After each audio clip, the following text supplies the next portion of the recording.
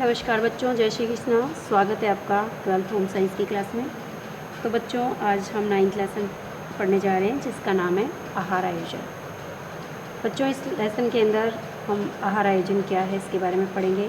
आहार आयोजन का क्या महत्व है हमारे जीवन में, और आहार आयोजन की आवश्यकता क्यों है, तथा आहार आयोजन किस प्रकार से किया जाता है, और आहार आयोजन के प्रमुख सिद्धांत और आहार आयोजन को प्रभावित करने वाले विभिन्न कारकों के बारे में हम अध्ययन करने जा रहे हैं। तो चलते हैं बच्चों टेक्स्ट बुक की ओर। देखिए बच्चों, हम भोजन क्यों करते हैं। भोजन हम सिर्फ अपनी भूख को शांत करने के लिए नहीं करते बच्चों। भोजन से हमारा शरीर स्वस्थ रहता है, भोजन से हमें शक्ति मिलती है, भोजन से हमारी कार्य करने की क्षमता बढ़ती है, भोजन से हमारी शारीरिक वृद्धि और विकास होता है, जिसके कारण हम शरीर को सुचारू रूप से चलाने में सक्षम हो पाते हैं तथा विभिन्न कार्यों को करने में सक्षम हो पाते हैं। तो ये सभी कार्य तभी हम सभी कार्यों को तभी अच्छे से कर पाएंगे जबकि हमें भोजन के अंदर सभी पोषक तत्व जो है वो व्यवस्थित तरीके से और हमारी शरीर की शारीरिक स्थिति और क्रियाशीलता के अनुरूप हमें उपलब्ध होंगे, तभी हम अपने सभी कार्यों को व्यवस्थित तरीके से और सुचारू रूप से कर पाएंगे, है ना। अब यदि हम देखें, हमारे परिवार के जो विभिन्न सदस्य होते हैं उनकी आयु अलग अलग होती है, लिंग अलग होता है तथा उनकी स्थितियाँ अलग होती है, उनकी क्रियाशीलता अलग अलग होती है ना। तो इन सभी चीज़ों को देखते हुए पोषण संबंधी पूरे परिवार के सभी सदस्यों की पोषण संबंधी आवश्यकताएं जो होती है वो भी भिन्न भिन्न होती है। तो परिवार के सभी सदस्यों की पोषण संबंधी आवश्यकताओं की पूर्ति के लिए ही हमें जो है वो आहार आयोजन जो है वो आवश्यक होता। तो बच्चों, हम कह सकते हैं कि आहार आयोजन जो है एक कला के साथ साथ विज्ञान भी है। कला तो क्यों है, क्योंकि हम इसको विविध रूपों में तैयार कर सकते हैं, नई नई विधियों से तैयार कर सकते हैं, इसको खुशबूदार बना सकते हैं, इसको स्वादिष्ट बना सकते हैं, इसको आकर्षक तरीके से हम परोस सकते हैं, है ना। तो ये क्या है, एक कला है। इसके साथ साथ भोजन न केवल हमारी भूख को बढ़ाता है बल्कि हमारी कलात्मकता को भी दर्शाता है। अच्छा, इसके जो बनाने के तरीके हैं वो क्या है, हम कह सकते हैं वो एक विज्ञान है ना। किसी भी कार्य को करके देखना क्या है, विज्ञान कहलाता है ना। तो जब एक तरफ तो हम देख सकते हैं कि सीमित संसाधनों का उपयोग में ला रहे हैं, साथ साथ भोज्य पदार्थों के अंदर विभिन्न प्रकार के पोषक तत्वों को सम्मिलित भी कर रहे हैं, और परिवार के सभी सदस्यों की पौष्टिक आवश्यकताओं की पूर्ति करते हुए हम आहार को एक सुंदर तरीके से जो है बना करके, खुशबूदार बना करके, स्वादिष्ट बना करके, आकर्षक तरीके से हम परोस रहे हैं। तो ये हम क्या कह सकते हैं कि आहार आयोजन कला के साथ साथ एक विज्ञान भी है, और ये हमारी पौष्टिक आवश्यकताओं की पूर्ति तो करता ही है, इसके साथ साथ ये हमारी बौद्धिक क्षमता को भी प्रदर्शित करता है। अब हम कह सकते हैं कि आहार आयोजन जो है केवल कागज़ के ऊपर दिन भर की योजना बनाना जो है आहार आयोजन नहीं कह सकते हम उसको, क्योंकि आहार आयोजन के अंदर सबसे पहले तो हमें जो है लिस्टिंग करना होता है कि हमें जो है घर के अंदर प्लानिंग करना होता है कि हमें किस किस तरीके का पूरे वीक में हमें क्या क्या जो है ब्रेकफास्ट में बनाना है, क्या लंच में बनाना है, क्या ब्रंच में बनाना है, क्या डिनर में बनाना है। फिर उसके अकॉर्डिंग हम जो है सामान खरीदते हैं, फिर हम उसको घर में लाते हैं, उसका संग्रहण करते हैं, है ना, उसका परिरक्षण भी करते हैं, उसको पकाते भी हैं विभिन्न विधियों की सहायता से, और उसको परोसते भी हैं। तो हम कह सकते हैं कि ये सब क्या है, आहार आयोजन कला के साथ साथ एक विज्ञान के गुण को भी प्रदर्शित कर रहा है। इसके साथ साथ हम कह सकते हैं कि आहार आयोजन क्या है। आहार आयोजन परिवार के सभी सदस्यों को उनकी पौष्टिक आवश्यकताओं के अनुरूप भोजन उपलब्ध कराना क्या कहलाता है, आहार आयोजन कहलाता है। दूसरे शब्दों में हम ये भी कह सकते हैं कि परिवार के सभी सदस्यों की आवश्यकताओं को तो ध्यान में रखता ही है, साथ साथ उनको खाद्य पदार्थों में सभी प्रकार के पौष्टिक पदार्थ भी जो है वो उपलब्ध कराता है। तो इसे हम आहार आयोजन कह सकते हैं। आहार आयोजन के द्वारा परिवार के सभी सदस्यों को संतुलित भोजन जो है वो उपलब्ध होता है। तो आहार आयोजन करके ही हमें जो है भोजन बनाना चाहिए घर के अंदर, है ना। जो महिला होती है, जो गृहिणी होती है, वो घर के अंदर पहले से आहार आयोजन करके, प्लानिंग करके, और घर के सभी सदस्यों की आवश्यकताओं और उनकी पौष्टिक आवश्यकताओं को देखते हुए जो है वो आहार का आयोजन करती है। उसी प्रकार से जो है वो खाद्य पदार्थों को खरीद के लाती है, उनका संग्रहण भी करती है, परिरक्षण भी करती है, और उनको अच्छे से अच्छे तरीके से नई नई विधियों से बना करके और परिवार के सभी सदस्यों की पौष्टिक आवश्यकताओं को पूरा करने का प्रयास करती है। इसी को हम क्या कहते हैं, आहार आयोजन कहते हैं। अब देखिए, अब हम पढ़ रहे हैं आहार आयोजन का हमारे जीवन में क्या महत्व है।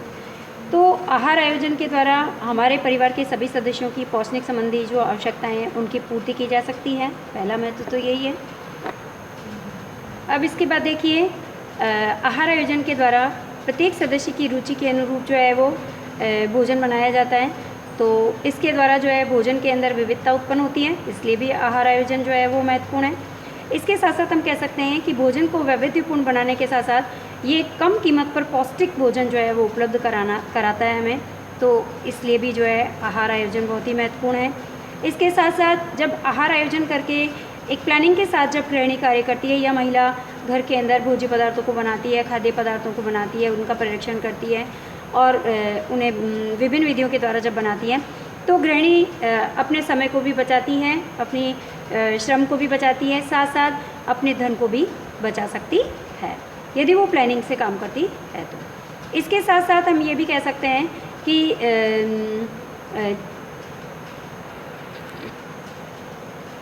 अब देखिए इसके द्वारा गृहिणी जो है भोज्य पदार्थों का संग्रहण भी कर सकती है, साथ साथ उनको जो है सुंदर तरीके से बना भी सकती है। मौसम के अनुरूप विभिन्न प्रकार के खाद्य पदार्थों की उपलब्धता के बारे में उनको जानकारी भी हो जाती है, किस मौसम में कौन सी सब्जियां, कौन से फ्रूट्स जो है वो सस्ते आते हैं, उसके अकॉर्डिंग वो अपना आहार आयोजन करती है, घर के अंदर प्लानिंग करती है सभी सदस्यों की रुचि के अनुरूप। तथा इतना ही नहीं, इसके साथ हम ये भी कह सकते हैं कि आहार आयोजन से जो है पौष्टिक, स्वादिष्ट और स्वरुचिपूर्ण भोजन भी तैयार किया जा सकता है और इसको आकर्षक रंग, सुगंध, स्वाद आदि भी जो है इसमें दिया जा सकता है। तो आहार आयोजन के महत्वों के बारे में हमने जानकारी प्राप्त की। अब हम चलते हैं बच्चों आहार आयोजन की आवश्यकता। देखिए बच्चों, अब हम पढ़ रहे हैं आहार आयोजन की आवश्यकता क्यों होती है। देखिए बच्चों, एक ही परिवार के अंदर भिन्न भिन्न आयु के, भिन्न भिन्न लिंग के, विभिन्न प्रकार के कार्य करने वाले सदस्य होते हैं, बिल्कुल सही है। अब इसके अंदर हमारे घर के अंदर छोटे बच्चे भी हो सकते हैं, स्कूल पढ़ने जाने वाले बच्चे भी हो सकते हैं, कॉलेज जाने वाले बच्चे भी हो सकते हैं, किशोर किशोरी। इसके साथ साथ ऑफिस में कार्य करने वाले पुरुष भी हो सकते हैं, है ना। इसके साथ साथ घर और बाहर काम करने वाली महिलाएं भी हो सकती है, वृद्ध माता पिता भी हो सकते हैं। और शारीरिक, अब हम ये कहेंगे कि परिवार के सभी सदस्यों की शारीरिक स्थिति और उनकी क्रियाशीलता के आधार पर सभी पोषण संबंधी आवश्यकताएं जो है वो भिन्न भिन्न होती है। एक परिवार के अंदर जब भिन्न भिन्न प्रकार के लोग हैं तो उनकी पौष्टिक आवश्यकताएं भी अलग अलग होगी, और जब पौष्टिक आवश्यकताएं अलग अलग होगी तो उसके अंदर परिवार का कोई सदस्य जो है, हम कह सकते हैं कोई भारी जो है शारीरिक श्रम करने वाला हो सकता है हमारे घर के अंदर, जैसे कोई खेती करने वाला है या कोई मजदूरी करने वाला है ना। इसके साथ साथ तो जो मजदूरी करने वाले हैं, जो अधिक श्रम करने वाले हैं, उनको जो है अधिक ऊर्जा देने वाले खाद्य पदार्थों की आवश्यकता होगी, जैसे कि उनको हम अनाज दे सकते हैं, तिलहन दे सकते हैं, गुड़ दे सकते हैं, है ना, वसा अधिक दे सकते हैं, घी दे सकते हैं, मक्खन दे सकते हैं। और ऐसे लोग भी होंगे हमारे घर के अंदर जो सिर्फ बैठे रहने का कार्य करते होंगे या ऑफिस के अंदर बैठकर कार्य करने वाले होंगे, तो उनको कम ऊर्जा की आवश्यकता होगी, है ना। तो उनको हम फ्रूट्स और हरी सब्जियां आदि दे सकते हैं। इसके साथ साथ स्कूल में पढ़ने वाले, कॉलेज में पढ़ने वाले लोग भी होंगे जो कि मानसिक कार्य करने वाले होंगे, तो हम कह सकते हैं कि इनको भी कम ऊर्जा की आवश्यकता होगी। तो ऐसे व्यक्तियों को जो है मेंटली रूप से तनाव हो सकता है, लेकिन ऊर्जा की कम आवश्यकता होगी।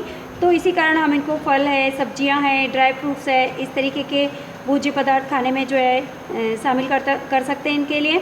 तो बढ़ती हुई उम्र के बच्चों, किशोरों, गर्भवती महिलाओं, धात्री महिलाओं, इनको जो है ऊर्जा और प्रोटीन, विटामिन, खनिज लवण आदि की अधिक मात्रा में आवश्यकता होगी।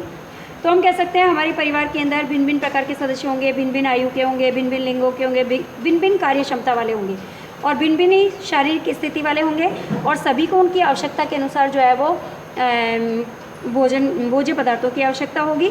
तो उसी के अनुसार जो है हमें आहार आयोजन जो है वो करना होता है ना। इसके अलावा हम ये भी कह सकते हैं कि जैसे परिवार के जो हमारे सदस्य हैं उनकी पसंद नापसंद को भी हमें ध्यान में रखना होगा। जलवायु कैसी है, मौसम कैसा है, भोज्य पदार्थों की उपलब्धता हमारे पास है या नहीं है, समय उसमें कितना लग रहा है, श्रम उसमें कितना लग रहा है, धन की उपलब्धता कितनी लग रही है, इन सभी चीज़ों को देखते हुए जो है हम आहार आयोजन करते हैं, है ना। जैसे छोटे बच्चे जो होंगे उनको मीठा ज़्यादा पसंद होता है, किशोरों को चटपटे भोज्य पदार्थ ज़्यादा पसंद होते हैं। तो सभी की पसंद और नापसंद को भी देखना है। मौसम के आधार पर जैसे सर्दियों के अंदर हमें जो है वो गरम गरम खाद्य पदार्थ जो है वो ज़्यादा हम यूज़ लेते हैं, है ना। तो उसको भी हमें देख करके आहार आयोजन करना है ना। इसके साथ साथ कौन से मौसम के अंदर कौन से फल और कौन सी सब्जियां जो है वो सस्ती भी होती है, अच्छी भी होती है ना। उससे हमें अधिक जो है वो विटामिन्स, प्रोटीन्स, कार्बोहाइड्रेट्स वगैरह मिलते हैं, है ना। इन सभी चीज़ों को देखते हुए पोषक तत्वों के आधार पर भी, मौसम के आधार पर भी और विभिन्न परिवार के सभी सदस्यों की रुचि के आधार पर जो है हम क्या करते हैं, आहार आयोजन हमें करने की आवश्यकता होती है। तो बच्चों आज हमने आहार आयोजन क्या है इसके बारे में पढ़ा, आहार आयोजन के महत्व के बारे में पढ़ा और आहार आयोजन की आवश्यकताओं के बारे में भी पढ़ा। तो आज हमारी क्लास यहीं कंप्लीट होगी। धन्यवाद बच्चों, जय श्री कृष्णा। और नेक्स्ट टॉपिक हम कल की क्लास में